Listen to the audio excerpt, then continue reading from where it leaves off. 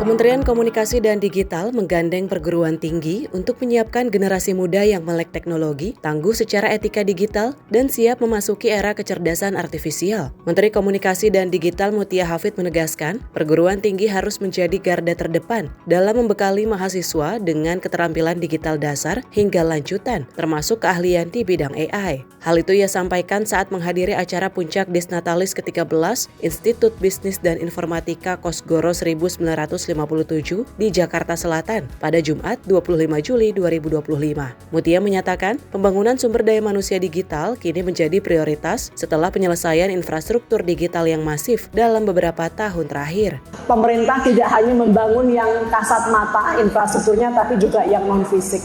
Dan ini juga termasuk sistem pelayanan berbasis teknologi dan sistem keamanan siber. Kita juga harus memastikan bahwa transformasi digital ini tidak hanya dalam bentuk pembangunan infrastruktur, tapi juga pendidikan menuju kecakapan digital yang baik.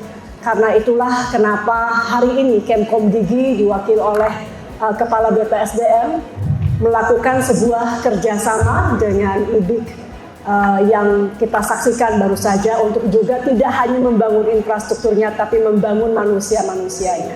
Jadi kalau dulu Indonesia fokus kepada membangun infrastruktur digitalnya, sekarang setelah infrastruktur hampir selesai kita menggeser fokus kita untuk membangun SDM-nya agar siap, agar teknologi artificial intelligence sebagai contoh tidak hanya menjadi milik negara-negara besar tapi juga milik anak-anak bangsa. Kementerian Komdigi menempuh pendekatan kolaboratif dengan melibatkan perguruan tinggi melalui program pelatihan kecakapan digital, penguatan literasi digital di kalangan mahasiswa, serta pengembangan keahlian di bidang keamanan cyber dan kecerdasan buatan atau AI. Kerjasama ini salah satunya diwujudkan melalui penandatanganan MOU antara Sekjen Kemkomdigi dan Sekjen PPK Kosgoro 1957, serta MOA antara Kepala BPSDM Komdigi dan Rektor IBI Kosgoro 1957.